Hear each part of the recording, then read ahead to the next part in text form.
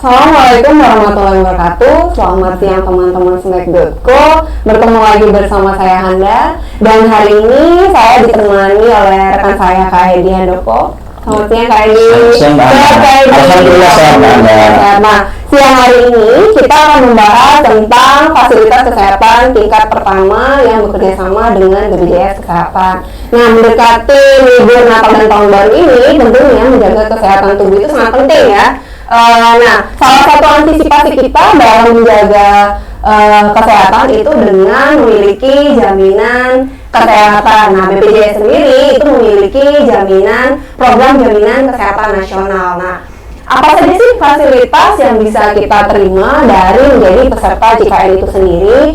Nah, hari ini kita kedatangan sumbernya langsung nih, yaitu Dokter Arina Aryani dari Klinik Restu Ibu. Selamat siang dokter. Apa kabarnya dok? Alhamdulillah baik. Alhamdulillah baik. Nah dok, sebelumnya kan kita udah ngebahas tentang di mana Klinik Restu Ibu itu sendiri ya dok ya. Nah mungkin dok bisa dijelasin lagi dok, kalau kita mau ke Klinik Restu Ibu itu di mana dok posisinya dok? Kita lokasinya ada di Kertapati Mbak. Jadi dari stasiun kereta api itu maju lagi sebelah kiri sekitar 500 meter. Jadi jangan salah ya, stasiun kereta api dulu terus baru jalan lagi ke arah Mataram ya, gitu, bukan yang ke arah kota gitu ya. Nah kalau jam operasionalnya dok? Untuk operasional kita bukanya dari jam 8 pagi sampai jam 7 malam. Jadi dari jam 8 pagi sampai jam 7 malam.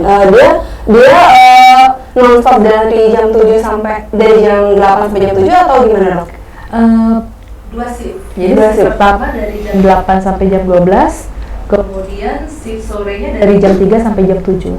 Oh, dua shift jadi kita bisa periksanya di pagi atau di sore hari kayak di gitu.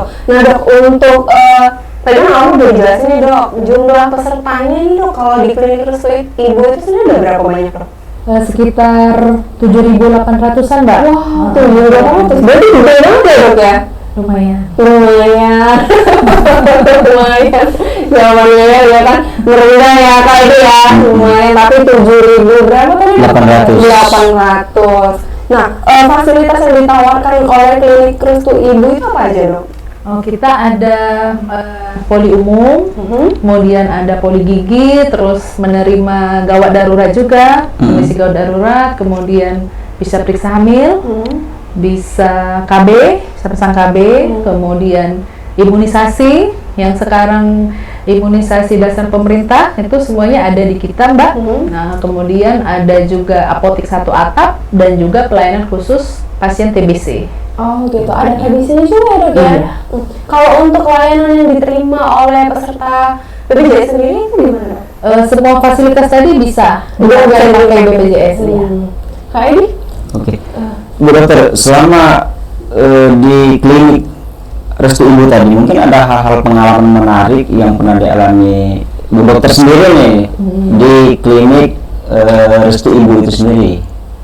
Apa pengalamannya Bu dokter yang menarik? Pengalaman menarik kita itu untuk pasien disabilitas mungkin ya, karena di tempat kita itu meskipun pasien disabilitasnya tidak terlalu banyak, tetapi punya tantangan tersendiri pada saat kita melayani mereka. Jadi dulu waktu kami belum ikut pelatihan bahasa isyarat dan pelatihan pelayanan prima, itu pada saat ada pasien difabel kebetulan pasutri, dua-duanya tuna, ya mohon maaf, tuna rungu dan tuna wicara. Jadi keluhannya waktu itu si bapak mau cabut gigi, si ibu dengan keluhan sakit perut ya. Nah, jadi diperiksalah di poli umum. Nah, ternyata kan pisah poli tuh. Ternyata pas bapaknya sudah selesai situ masuk ke poli KIA, dia baru bilang kalau istrinya tuh gini. Nah, sebelumnya itu kan dokter tuh ini kan nanyanya sakit bu perut, karena ada kekurangan tadi selalu gini-gini aja. Jadi ngarahnya ke arah gangguan pencernaan. Ininya tadi kan, misleadingnya. Kemudian baru pada saat bapaknya masuk, dengan ngasih kode kayak gini, oh barulah tahu itu hamil. Nanti kan hamilnya juga masih muda waktu itu. Jadi maksudnya tujuannya tuh datang mau periksa istrinya tuh hamil atau enggak, makanya langsung dilakukan USG dan ternyata positif hamil. Nah itu yang kita tuh sampai waktu itu antara ya ketawa ya, kita betul ketawa karena oh ternyata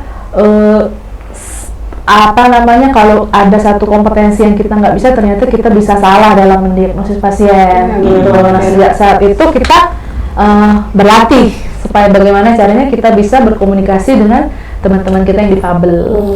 Dan itu untuk pasien yang difabel itu kalau untuk dalam sehari itu mungkin ada aja dok, apa gimana dok?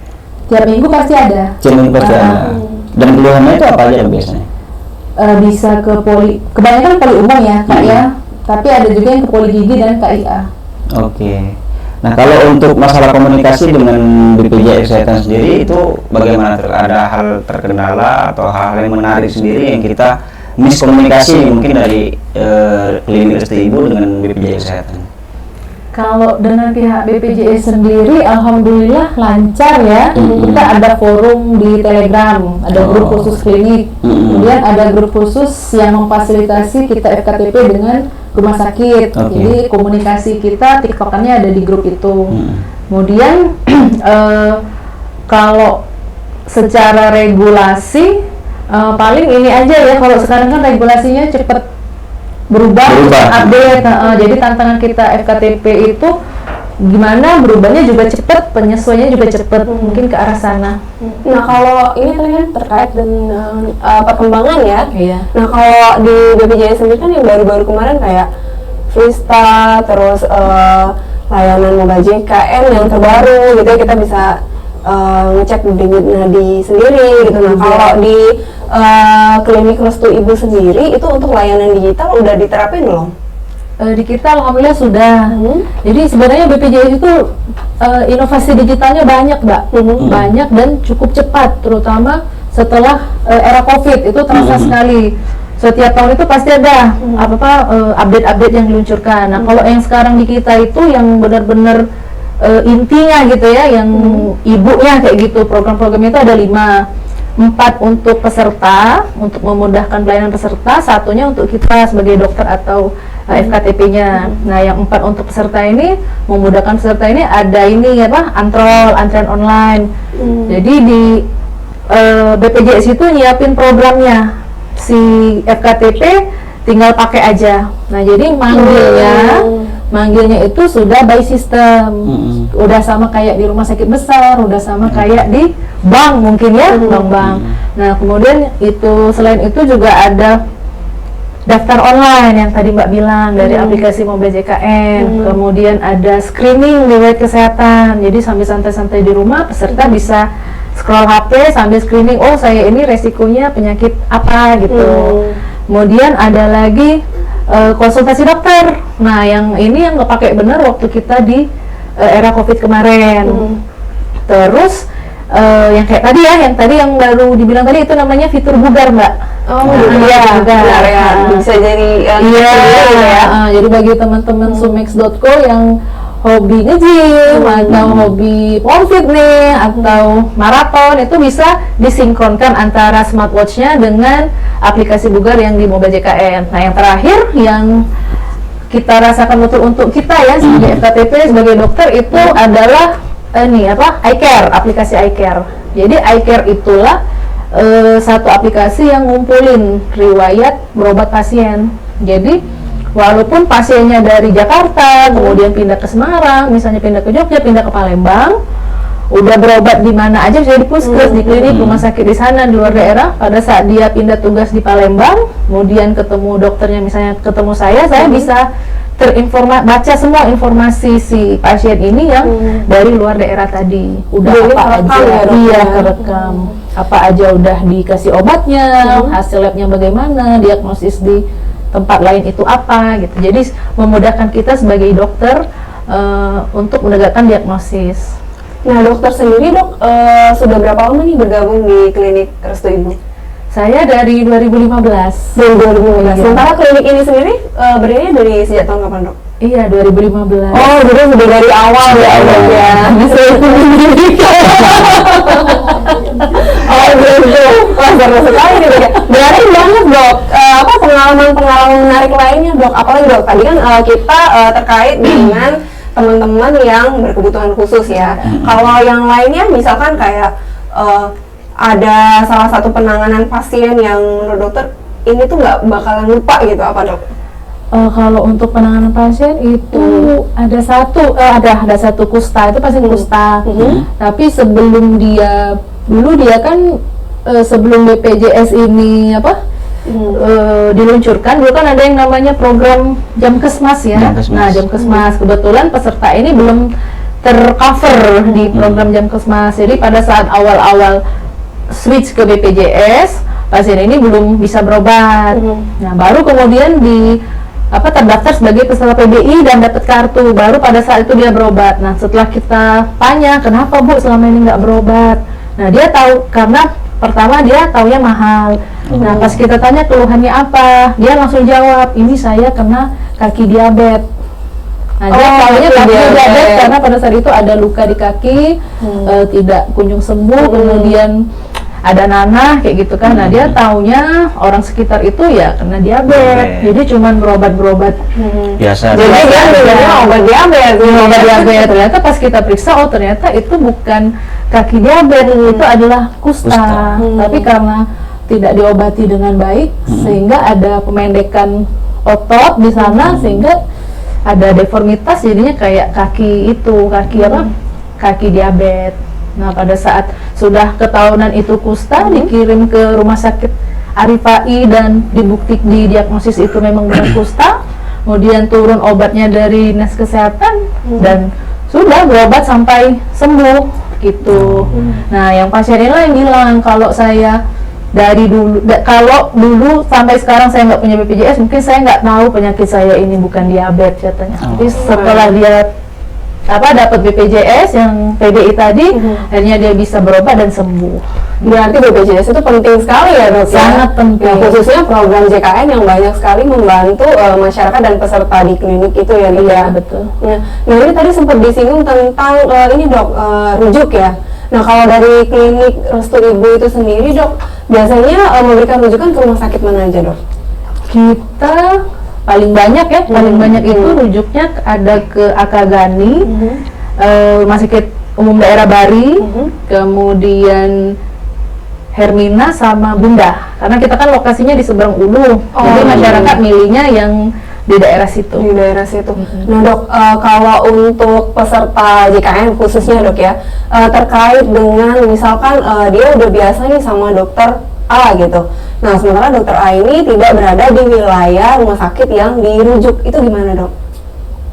Misalnya dia mau pindah nih, dia mau ikutin jadwal dokter yang biasa dia ikutin tadi gitu, tapi dia tidak berada di rumah sakit yang akan diberikan rujukan, dia bisa pindah nggak Dok? Bisa. Jadi kan dokter A ini misalnya spesialis apa? Misalnya spesialis katakanlah spesialis THT ya. Nah, kan rumah sakit lain juga punya spesialis THT. Nah, tinggal kita arahkan pasiennya, kasusnya apa, misalnya kita arahkan ke spesialis THT yang ada di rumah sakit lain. Atau opsi yang kedua, kita cari dokter A ini prakteknya di rumah sakit mana aja. Ya, jadwalnya kita biasanya bantu cari. Nah, kalau memang rumah sakitnya masuk dalam sistem rujukan yang ada di aplikasi, biasanya kita pindahkan ke rumah sakit lain. Jadi dia tetap ketemu sama dokter A. Berarti dari pihak klinik sendiri itu membantu ya Dok ya. Yang penting komunikasi itu teman-teman smack.co. Nah, untuk terakhir nih Dok, sebelum kita tutup podcast hari ini, mungkin apa sih Dok program-program yang akan diselenggarakan oleh klinik Restu Ibu untuk kedepannya gitu Dok, supaya memberikan fasilitas yang lebih maju dan lebih baik lagi untuk peserta JKN sendiri? Iya, ke depan kita mau 2015 itu jalan yang namanya 2025. Oke, ke depan kita rencananya 2025 itu kick off ILP Mbak. Jadi ILP itu integrasi layanan primer. Jadi integrasi layanan primer itu adalah bagaimana caranya kita fasilitas kesehatan ini mendorong masyarakat itu supaya sehat atau jangan sakit. Jadi lebih banyak bergeraknya ke arah promotif preventif. Nah, kalau selama ini kan orang taunya kan BPJS itu untuk berobat di kala sakit. Nah, padahal banyak juga loh manfaat BPJS itu yang mengcover kita kalau mau screening penyakit gitu. Nah, rencananya di tahun 2025 ini kita akan turut melaksanakan program-program Kemenkes yang juga irisan dengan program BPJS Kesehatan, khususnya di bidang screening tadi, Mbak. Karena screening kan masih jarang tuh. Rata-rata kan orang berobat itu kalau udah ada komplikasi atau udah keburu penyakit, ya. Sedangkan yang kita ingin kelola di sini adalah resikonya, jangan sampai pasien itu sakit. Tuh seru banget ya teman-teman ya. Jadi mindsetnya tuh dibalik gitu ya Dok ya. Jadi jangan menganggap bahwa BPJS atau JKN yang kita punya itu hanya digunakan saat kita sakit aja gitu. Nah kita juga bisa pakai supaya kita misalnya konsul untuk tahu kondisi kita saat ini gitu ya Dok ya. Dan lebih aware, kita ya.